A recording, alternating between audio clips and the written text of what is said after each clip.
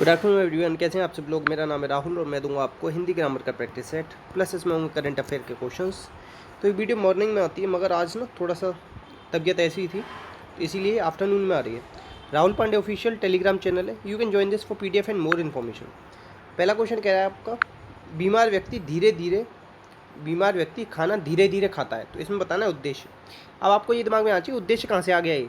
तो वाक्य होता है, वाक्य के दो अंग होते हैं मुख्य, एक होता है उद्देश्य, एक होता है विधेय।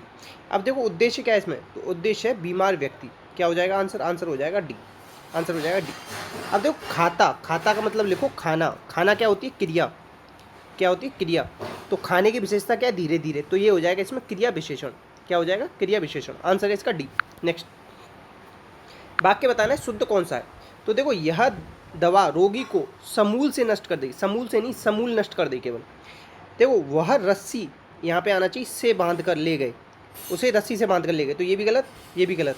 ठीक है, वह घर को जा रहा है। देखो कभी भी निर्जीव कर्म हो, कैसा हो, निर्जीव कर्म हो, तो उसके साथ को नहीं लगाते, तो ये भी घट गया। तो आंसर क्या हो जाएगा, आंसर हो जाएगा बी। वाक्य ना एक चीज़ याद रखना, अर्थ के आधार पर 8 प्रकार का होता है और रचना के आधार पर 3 प्रकार का होता है। सरल, संयुक्त, मिश्र, 3 ये होते हैं। ठीक है, नेक्स्ट क्वेश्चन है, इसमें बताना है कि संदेहार्थक वाक्य कौन सा है। तो देखो आज शाम को शायद वर्षा हो, यहाँ शायद है ना, तो ये शायद क्या बता रहा है, संदेहार्थक। एक होता है विस्मयादिबोधक, जिसमें इस तरीके का चिन्ह लगाते हैं। एक होता है प्रश्नवाचक, ठीक है, विधिवाचक, ठीक है, और निषेधात्मक। इसी तरीके से 8 होते हैं जो मैं बता रहा था अर्थ के आधार पर, वही सब है। आंसर इसका बी। नेक्स्ट है, इसमें से देखो, इसमें बताना है कि वाक्य कौन सा शुद्ध है। क्या है, शुद्ध। वह सबके सामने खुलेआम गाली देता रहा। देखो सबके सामने लिख रहा है, तो खुलेआम की जरूरत नहीं। ठीक है, यह मूर्ति संगमरमर से निर्मित है, ऐसे आना था, पत्थर नहीं आना था। ठीक है, प्राय बच्चे ऐसी शरारतें अक्सर करते हैं। प्राय बच्चे ऐसी शरारतें अक्सर करते हैं, दरअसल वह आया ही नहीं। तो देखो यहाँ पे प्रायः लिख दिया तो अक्सर नहीं लिखेंगे, तो आंसर क्या हो जाएगा, दरअसल वह आया ही नहीं। आंसर हो जाएगा डी। नेक्स्ट क्वेश्चन है आपका, नेक्स्ट क्वेश्चन है, न रहेगा बांस न बजेगी बांसुरी, लोकोक्ति का भावार्थ बताना है। देखो एक चीज़ याद रखना, लोकोक्ति ना व्यंजना शब्द शक्ति होती है। क्या होती है, व्यंजना शब्द शक्ति। अब लोकोक्ति ना पूर्ण वाक्य होती है, जैसे मुहावरे वाक्यांश होते हैं, ये पूर्ण वाक्य होते हैं। तो समस्या को जड़ से मिटाना, अर्थ क्या होगा, समस्या को जड़ से मिटाना। आंसर हो जाएगा इसका बी। नेक्स्ट क्वेश्चन है, इसमें कह रहा है संधि सही नहीं है। तो संधि देखो 3 भेद होते हैं संधि के, स्वर, व्यंजन, विसर्ग। स्वर संधि के भी 5 भेद हो जाते हैं, ये भी याद रखना। तो देखो इसमें जो गलत है वो है ये सट धन बदन। अब देखो यहाँ पर टा आधा है ना, तो ड़ा भी आधा आएगा। आंसर हो जाएगा सी। नेक्स्ट है चंद्रमौली शब्द में कौन सा समास है। समास का विलोम होता है व्यास। समास का अर्थ होता है संक्षेप। क्या होता है, संक्षेप। ठीक है, याद रखना। समास ना अर्थ के आधार पे 4, समास ना पदों के आधार पे, अर्थ नहीं, पदों के आधार पे 4 भेद हैं, अर्थ के आधार पे 6 भेद हैं। ठीक है, अब ऐसे याद रखो, चंद्र मतलब चंद्रमा है, मौली मतलब मस्तक पे जिसके। चंद्रमा किसके मस्तक पे, ये है शिव जी के मस्तक पे। किस पे, शिव जी। तो आंसर क्या हो जाएगा, बहुब्रीहि समास। आंसर है बहुब्रीहि। बहुब्रीहि में ना अन्य पद प्रदान होता है, ये भी याद रखना। द्वंद्व में बीच में योजक चिन्ह आता है, थोड़ा सा बड़ा कर दोगे तो निर्देशक चिन्ह हो जाएगा। आंसर है इसका ए। नेक्स्ट, एक से ज़्यादा उपसर्ग से निर्मित शब्द होता है। उपसर्ग ना शब्द के आगे लगते हैं या शब्द के आदि में लगते हैं। ठीक है, याद रखना। संस्कृत में 22 उपसर्ग हैं, ये भी याद रखना। ठीक है, अब देखो व्यवहार में ना, देखो बी धन अब धन हार, तो कितने उपसर्ग हो, 1 से अधिक हो गए। आंसर क्या हो जाएगा, डी। आंसर हो जाएगा डी। नेक्स्ट, किस विकल्प के सभी शब्द संप्रदान तत्पुरुष के उदाहरण। तत्पुरुष में ना दूसरा पद प्रदान होता है। ठीक है, याद रखना। अब देखो संप्रदान में क्या आता है, के लिए। क्या आता है, के लिए। देखो पदच्युत, पद से च्युत मतलब अपादान, और देश से निकाला अपादान। आशातीत, आशात से परे, ये भी अपादान। मगर रसोई के लिए घर और देश के लिए भक्ति, देश के लिए भक्ति। ठीक है, तो आंसर क्या हो जाएगा इसका, डी। आंसर हो जाएगा डी। नेक्स्ट है, किस शब्द में द्वंद्व समास नहीं है। तो देखो 43 लिखना सीख लेना, बहुत ज़्यादा आता है। 43 क्या मतलब होता है, 40 और 3, 40 और 3, 40 + 3। ठीक है, तो ये तो है। लेन और देन, बोल और चाल, ये तीनों द्वंद्व समास है। मगर भला मानस, भला है जो मानस, कर्मधारय है समास। कर्मधारय में क्या होता है, विशेषण विशेष्य या विशेषण विशेषण, इसमें आते हैं। आंसर क्या हो जाएगा इसका, बी। नेक्स्ट है, देखो इसमें बताना है कि ई प्रत्यय से निर्मित शब्द बताना है। प्रत्यय 2 प्रकार के होते हैं, कृत और तद्धित। कृत प्रत्यय क्रिया में लगते हैं, तद्धित प्रत्यय संज्ञा सर्वनाम विशेषण में लगते हैं, ये याद रखना। ठीक है, अब देखो इसमें ना मान भारत धन ई भारतीय, भवत धन ई भवतीय, राष्ट्र धन ई राष्ट्रीय, मगर इसमें माननीय में ना नीय प्रत्यय क्या है, नीय। याद रखना आंसर क्या हो जाएगा बी। अच्छा एक चीज़ और याद रखना, लघुतावाचक प्रत्यय, लघुता बोलते हैं या ऊनता भी बोलते हैं, क्या बोलते हैं ऊनता। ये क्या होता है, जैसे मैंने बोला लोटा, लोटा का लघुतावाचक क्या हो जाएगा, लुटिया। ठीक है, याद रखना आंसर क्या हो जाएगा इसका, आंसर है बी। नेक्स्ट, अब देखो नेक्स्ट है, इसमें से बताना है कि दान प्रत्यय प्रयुक्त नहीं हुआ है। प्रत्यय कहाँ लगती है, शब्द के पीछे या अंत में, याद रखना। अब देखो रक्तदान, रक्त का दान, तो इसमें क्या है, इसमें तो समास बन रहा है। अब यहाँ पे तो दान का ना अर्थ निकल रहा है, और जबकि प्रत्यय का कोई अर्थ नहीं होता, ये अर्थहीन होते हैं। तो रक्तदान, रक्त का दान, इसमें ना दान प्रत्यय नहीं है, ये तो शब्द है पूरा, क्या है, शब्द है। कमल दान, खानदान, इत्रदान, ये क्या है, ये है आपका प्रत्यय, और यहाँ पे ये क्या है, शब्द। आंसर हो जाएगा सी। नेक्स्ट, न्यू मिला होगा ये क्वेश्चन, लिख लेना अलग से कॉपी में। किस शब्द में प्र उपसर्ग नहीं है, तो देखो प्रत्यु, उसमें ना प्रति क्या है, प्रति, इसमें प्र प्लस ख्यात, प्र प्लस ज्वलित, प्र प्लस कृति, इसमें क्या है, प्रति, प्रतिदन उष, प्रत्युष। ठीक है, आंसर क्या हो जाएगा, सी। नेक्स्ट, किस शब्द में दो प्रत्ययों का प्रयोग हुआ है, दो प्रत्यय किसमें, देखो मानव कैसे लिखते हैं, मानव लिखते हैं मनु धन अ, इसे अपत्यवाचक प्रत्यय भी कहते हैं, ये भी याद रखना। ठीक है, मनु की संतान को क्या कहते हैं, मानव। तो इसमें एक तो प्रत्यय क्या हो गया, अ, जब ये मानव बन गया ना, तो इसमें फिर लगा दिया ता प्रत्यय, तो दो प्रत्यय किसमें, आंसर हो जाएगा डी, आंसर हो जाएगा डी।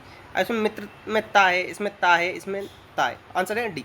नेक्स्ट, किस विकल्प में सभी शब्द तत्सम है, तत्सम बताने। तो मस्तक का मतलब क्या होता है, देखो मस्तक का अर्थ होता है माथा, क्या होता है, माथा। श्वास का होता है, और श्वास का क्या हो जाएगा, इसका श्वास का हो जाएगा सांस, और इसका क्या हो जाएगा, माथा। तो इसमें ये दोनों कौन से हैं, तत्सम है, ये दोनों क्या है, तत्सम। शब्द ना उत्पत्ति के आधार पर 4 प्रकार के होते हैं, कौन कौन से, तत्सम, तद्भव, देशज, विदेशज, आंसर हो जाएगा ए। नेक्स्ट, अब इसमें बताना है तद्भव कौन सा है। तो देखो तद्भव की मैंने ट्रिक बताई है ना, जहाँ भी आपको चंद्र बिंदु मिल जाए, इसे क्या कहते हैं, अनुनासिक, अनुनासिक। ठीक है, अनुनासिक क्या होता है, इसमें मुख और नाक दोनों से बोला जाता है। तो ये माँ, ये क्या है, इसमें तद्भव। अब देखो और चीज़ याद रखो, खा किस में आता है, तद्भव में आता है, याद रखना। और जा किस में आता है, ये भी तद्भव में आता है। ठीक है, आंसर क्या हो जाएगा, डी, आंसर हो जाएगा डी। बानर का क्या हुआ, बंदर। ठीक है, नेक्स्ट, अब देखो इसमें से बताना पुरुषवाचक सर्वनाम नहीं। देखो सर्वनाम के भेद कितने होते हैं, सर्वनाम के भेद होते हैं 6। पुरुष, निश्चय, अनिश्चय, संबंध, प्रश्न, निज। संख्या कितनी होती है सर्वनाम की, बताओ, 11। देखो पुरुषवाचक सर्वनाम किसमें नहीं, हम, ये क्या हो जाएगा, उत्तम पुरुष। उसमें क्या हो जाएगा, अन्य पुरुष। आप, मध्यम पुरुष। सामान कौन लाएगा, ये क्या है, प्रश्नवाचक सर्वनाम है, आंसर हो जाएगा डी। नेक्स्ट, अब इसमें बताना है विशेषण की उत्तम अवस्था का प्रयोग किसमें हुआ है। विशेषण 4 प्रकार का होता है, गुणवाचक, संख्या, परमार्थ, सार्वनामिक। अवस्था होती है इसकी 3, मूलावस्था, उत्तमा, उत्तरा। ठीक है, उसे सर्वाधिक अंक मिले, सबसे ज़्यादा अंक मिले तो उत्तम अवस्था, आंसर हो जाएगा बी। नेक्स्ट, अब देखो इसमें बताना है सर्वनाम से निर्मित भाववाचक संज्ञा कौन सी। भाववाचक संज्ञा 5 प्रकार से बनती है। अच्छा एक चीज़ याद रखना, संज्ञा से ये पूछा जाता है लिंग की पहचान किससे होती है। तो लिंग की पहचान किससे होती है, संज्ञा से होती है। ठीक है, ये याद रखना, बहुत ज़्यादा पूछा जाता है। और सर्वनाम से निर्मित बताना है, तो देखो अहंकार, अहंकार में ना अहम, अहम क्या है इसमें, सर्वनाम। औचित्य किससे बना है, उचित, उचित क्या है, विशेषण, विशेषण से बना है, आंसर है बी। इसका आंसर मैंने आपको बता दिया, इसका आंसर क्या हो जाएगा, बी। ये तो उचित मैंने बता दिया, विशेषण से बना है, आंसर है इसका बी। नेक्स्ट, देखो इसमें बताना है कि व्यक्तिवाचक संज्ञा कौन सी, व्यक्तिवाचक संज्ञा जातिवाचक संज्ञा के रूप में प्रयुक्त हुई है। तो देखो नटवर लाल हो, कभी भी व्यक्तिवाचक संज्ञा ना जब भी आएगी एक वचन में आएगी, जब एक वचन से बहुवचन कर देना तो वो क्या हो जाता है, जातिवाचक हो जाएगा, आंसर होगा ए। आंसर क्या हो जाएगा, ए। अच्छा नटवर लाल ही एक ऐसा इंसान था जिसने लाल किला और ताजमहल तक को बेच दिया था। ठीक है, आंसर है ए। नेक्स्ट, अब देखो इसमें बताना है साहित्य का नोबेल पुरस्कार के लिए किसको चुना गया है। तो देखो पीस प्राइज जो मिल रहा है, फिजिक्स का, केमिस्ट्री का, ये 2-2, 3-3 लोगों को मिल रहा है, मगर ये जो साहित्य का मिल रहा है ना, ये केवल अब्दुल गुरनाह, केवल सिंगल आदमी को मिला है, इसीलिए ये क्वेश्चन पूछा जाएगा, आंसर है ए। नोबेल पुरस्कार 1901 से दिए जा रहे हैं। अल्फ्रेड नोबेल की जो बिल थी, बिल मतलब क्या, वसीयत, उसके अकॉर्डिंग 1969 से दिया जा रहा है, किसका, साहित्य का। तो लिटरेचर वाला याद रखना, आंसर क्या है इसका, ए, आंसर है ए। नेक्स्ट, किस राज्य सरकार ने सैनिटरी नैपकिन प्रदान करने के लिए स्वच्छ कार्यक्रम शुरू किया। तो ये किया है किसने, ये है आंध्र प्रदेश ने। आंध्र प्रदेश में एक चीज़ याद रखना, लेपाक्षी मंदिर है, कौन सा, लेपाक्षी मंदिर। और एक चीज़ और याद रखना, बोरा केव्स, बोरा केव्स बहुत पूछी जाती है कि बोरा केव्स कहाँ है, तो ये भी कहाँ पे, आपकी आंध्र प्रदेश में। अब एक चीज़ याद रखना, मध्य प्रदेश में याद रखना, चंदेल, चंदेल शासक कहाँ रहे थे, मध्य प्रदेश में, ठीक है। केरल में याद रखना क्या, केरल में पश्चिमी घाट केरल में आता है, और यहीं पे क्या, इलायची की खेती यहीं होती है, ठीक। और एक चीज़ याद रखना क्या, कि यहाँ पे एक मंदिर है, कौन सा, जिसमें अभी बहुत ज़्यादा विवाद में रहा था, चलो मेरे दिमाग से थोड़ा सा उतर गया, आंसर है इसका बी। नेक्स्ट, कॉमनवेल्थ गेम्स 2022 कहाँ होंगे, देखो 2018 भी याद रखना, पूछे जा सकते हैं, 2018 ऑस्ट्रेलिया में हुए थे, 22 होंगे यूके में। अच्छा 2022 में ना चाइना बीजिंग में क्या होना है, विंटर ओलंपिक होना है, ठीक है, याद रखना। 2022 में ही कतर दोहा में क्या होना है, फीफा वर्ल्ड कप होना है, ठीक है, ये भी याद रखना, ठीक है। आंसर क्या है इसका, ए, आंसर है। अच्छा ये बताना, कॉमनवेल्थ कंट्री कितनी है टोटल, 50 हैं, 48 हैं, कितनी है, आंसर है इसका ए। नेक्स्ट, पीएम नरेंद्र मोदी ने, इंपॉर्टेंट लगा देना बहुत ज़्यादा, हद से ज़्यादा, आज़ादी @75 के लिए एक्सपो का उद्घाटन कहाँ किया, तो ये लखनऊ किया है। लखनऊ किसके किनारे, गोमती नदी के किनारे। अच्छा गोमती किसकी, गोमती, घग्गर, ये किसकी सहायक नदियाँ हैं, ये गंगा नदी की सहायक नदियाँ हैं, ठीक है, याद रखना, बहुत ज़्यादा इंपॉर्टेंट रहेगा। कोलकाता में मैं बता रखा है, ZSI का हेडक्वार्टर है, ठीक है, याद रखना। और मद्रास कहाँ है, ये आप लोग बताना, मद्रास कहाँ पे है।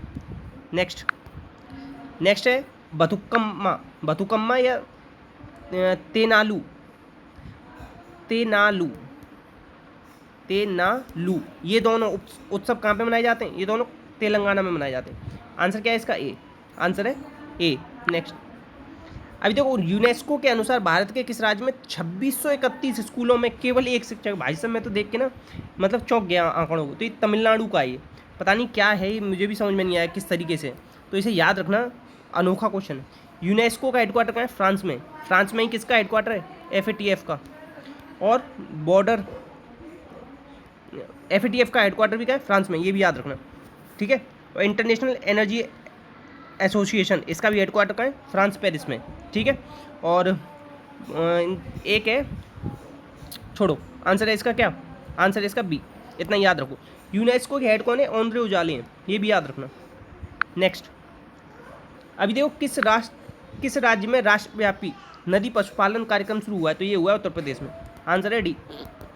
उत्तर प्रदेश में सीट कितनी है विधानसभा की, 403, याद रखना, ये पूछा जाता है, ठीक है, क्योंकि अभी यहाँ पे चुनाव होने ना, तो इसीलिए ये क्वेश्चन बहुत ज़्यादा इंपॉर्टेंट रहेगा।